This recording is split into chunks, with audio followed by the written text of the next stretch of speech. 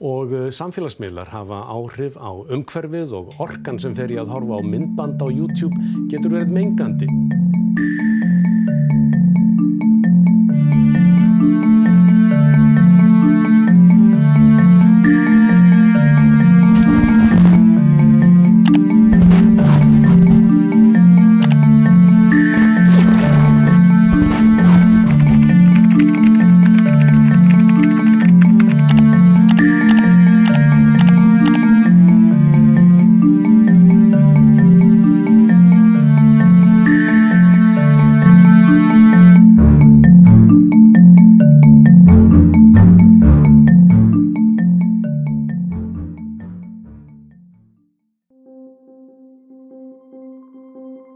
Samfélagsmiðlar. Hvar værum við án þeirra? Þeir eru orðnir risastór hluti af lífi hvers og eins í nútíma samfélagi og eru ekki á niðurleið bráð. Aldrei í sögu mannkynsins hefur fólk haft eins auðveldan aðgang að samskiptum, upplýsingum og vitund á heiminum. Í dag eru við tengdari heiminum en nokkur sinni fyrr. Að hugsa sér aðeins fyrir örfáum árum gátum við ekki sent snapp af því sem við erum að gera akkúrat núna. Aðeins örfáir einstaklingar gátu látið rödd sína heyrast en núna getur hver sem er, sagt hvað sem er, séð á hverjum sem er, hvenær sem er.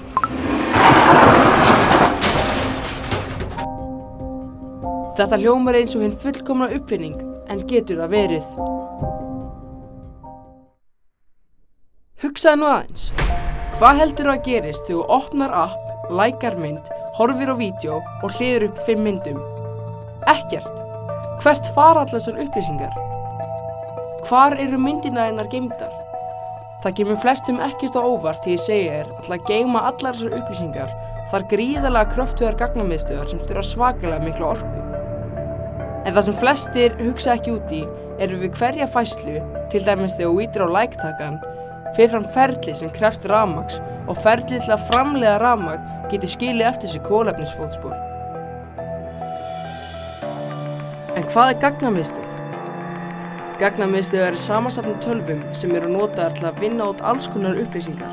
Staður þar sem að netþjónninn veitir þjónustu til notenda. Þessar miðstöðvar þurfa svo mikinn kraft að þær eru að ofhitna. Þess vegna eru þessar miðstöðvar oft neðanjarðar og notaðar loftræstingu í miklu magni sem tekur einnig mikið rafmagn.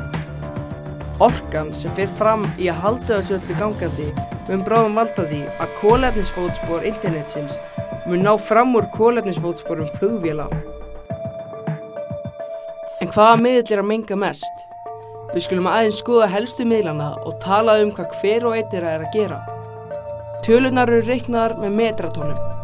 Það má hugsa metraton sem eina heild sem er 1000 kg þung og til að setja þetta í samhengi þá er hver bíll að nota að meðaltali 4,6 metratonn af koltvíoxíð á hverju ári.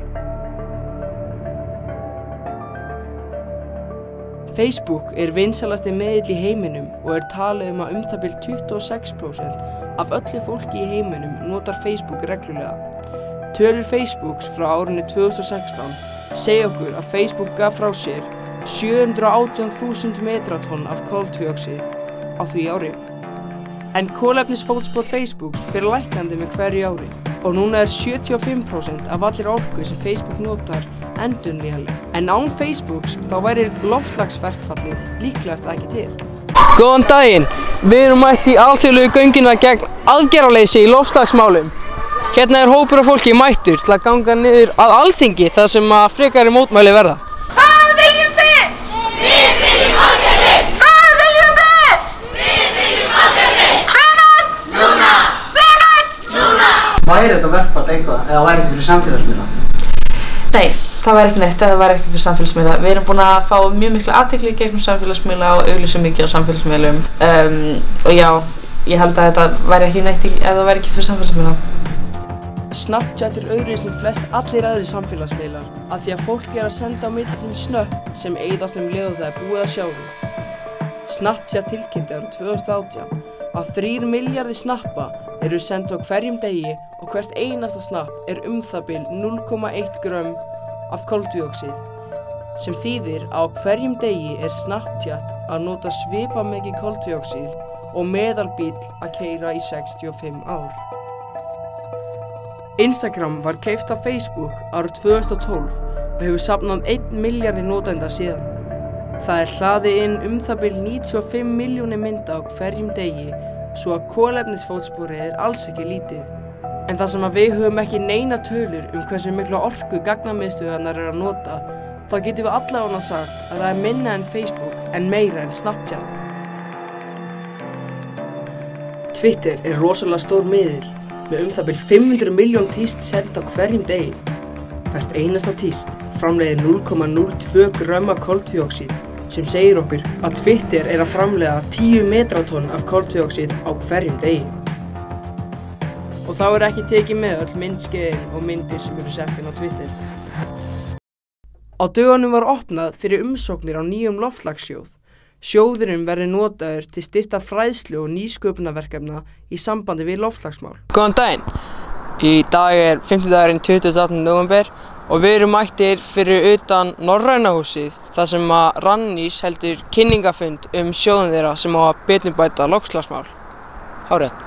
Alls verða úthlutað 500 milljónir á næstu 5 árum. Á meðan við vorum á kynningunni náðum við viðtal við umhverfis- og auðlindaráðherra. Já, við erum að setja í rauninni árið 2012 þá var sett inn í lög loftslagsmál að það ætti að vera svona loftslagssjóður. Það að segja sjóður sem að setur fjármagn í ný verkefni sem að geta skilað árangri við að draga úr losun gróðurhúsalofttegunda sem að valda loftslagsbreytingum. En það ekki fyrir núna í dag sem að við erum í rauninni að setja fjármagnið í þetta með tilkomu aðgerðaráætlunar í loftslagsmálum hjá ríkisstjórninni og nú fjármagnið að koma inn og við vorum að auglýsa verkefni, eða það að segja opna fyrir styrkumsóknir til þess að sækja svona verkefni og líka þessi verkefni sem að Hildur talaði sem að snúa fræðslu loftslagsmál. Og við meira að segja komumst í sjónvarp íslenskra landsmanna eða á stöðinni Stöð 2. 3 nemendur í tækniskólanum segjast forvitnir hvað sjóðurinn hefur upp á að bjóða en þeir vinna þessa dagana spennandi lokaverkefni í skólanum.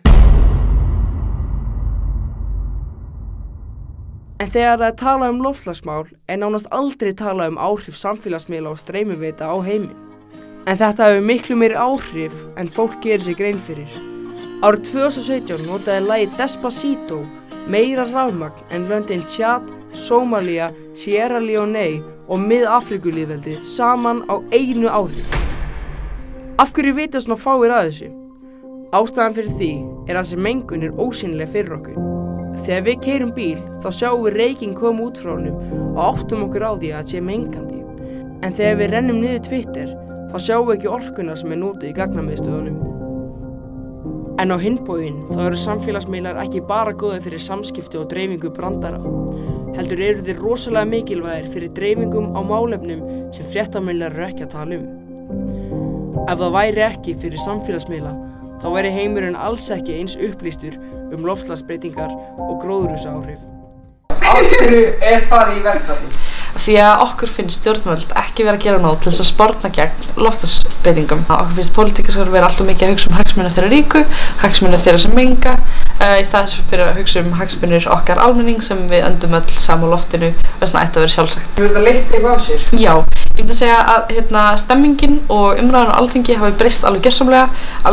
Þetta ofta komið upp á Alþingi og þetta hefur leitt til þess að til dæmis sjálfstæðismenn samþykktu umhverfisskatt og þetta meira svona samþykkt núna og það að tala umhverfisvæna löggjöf og umhverfisvæna aðgerðir frá Alþingi einhvern veginn orðið miklu meira trendi fyrir þeim. Bara skilaboð til alls samfélagsins, nú komið nóg, við þurfum að gera eitthvað. Þótt að samfélagsmiðlar eins og Twitter, Facebook og Instagram að menga, þá það bara pínulítið samanborðið við streymiveitur eins og Netflix og YouTube. Því eins og má geta, þá þurfa myndbönd miklu meiri kraft en tíst og snöpp sem eyða samstundis. Ef við skoðum aðeins tölurnar til að setja þetta í samhengi, þá getum við séð hversu klikkað þetta Til dæmis, að horfa á Netflix í hálftíma að menga jafn mikið og að keyra bíl 6 km. Því hærri gæði sig að horfa á, því meira pláss þarf vídeóskrá. Öll þessi hringrás leiðir að meiri útblæstri á koltvíoxíð út í andrúmsloftið vegna framleiðslunnar sem þarf til að búa til rafmagn. Samkvæmt tölum sem YouTube gaf frá sér árið 2016, þá getum við reiknað út að mengunin sem þau gáfu frá sér á einu ári er jafn mikil og að keyra 1667 sinnum í kringum jörðina.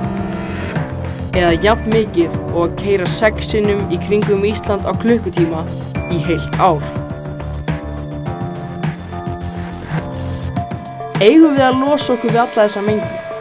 Við eigum að til að hugsa mengun eins og eitthvað sem við þurfum að losa okkur við fyrir fullt og allt.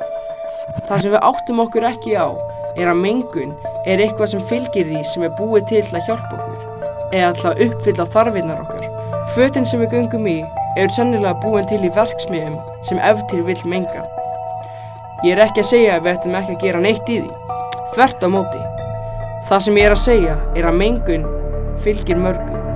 Við höldum að við munum sennilega aldrei ná kolefnislausum samfélagsmiðlum. En það er margt sem við getum gert til að bæta ástandið. Stærstu fyrirtækin eins og Facebook, Google og Apple eru núna að vinna í leiðum til að minnka kolefnisfótsporina með því til dæmis að nota endurnýjanlega orku. En hvernig getum við hjálpað í daglegu lífi?